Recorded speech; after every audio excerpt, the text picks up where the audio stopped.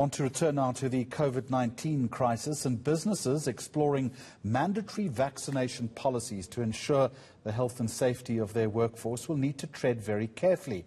Although employers have an obligation to ensure a safe workplace, employees also have a right to security and control over their own bodies, and all of that could end up in the Constitutional Court.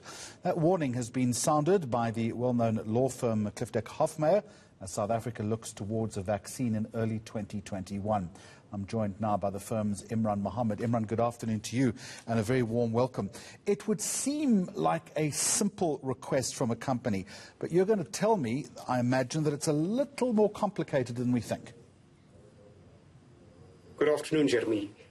Like most issues relating to COVID, this is yet another complicated issue that's going to face business in the new year.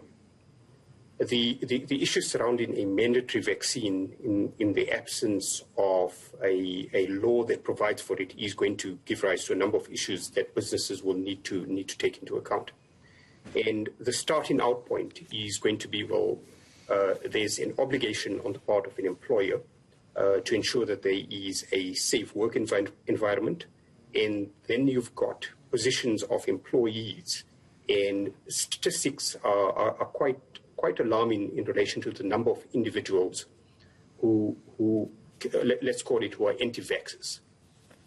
So that's going to give rise to a number of issues going forward. So let me ask you this question then. If people refuse to have the vaccine, what recourse does the company have? And conversely, if the employee kicks up a fuss and the company hits back, what recourse does the employee have?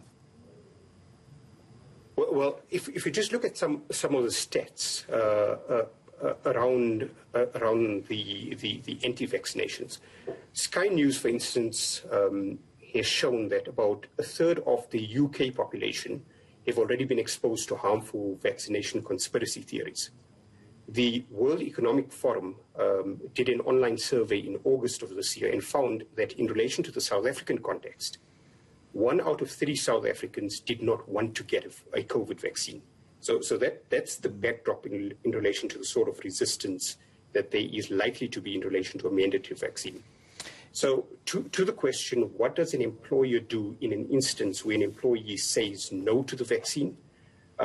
From my perspective, the employer will be within their rights because of the seriousness associated with COVID, and it already having been determined to be a biohazard in the workplace, to create restrictions in relation to further employment of an individual that refuses to take a vaccine.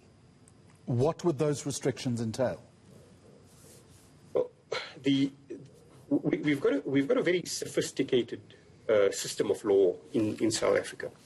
An employee, for instance, that refuses to take a vaccine may place himself in a position where they could face the prospect of not having continued employment with an employer because the imposition of a mandatory vaccine in the workplace is seen to be lawful or is seen to be reasonable.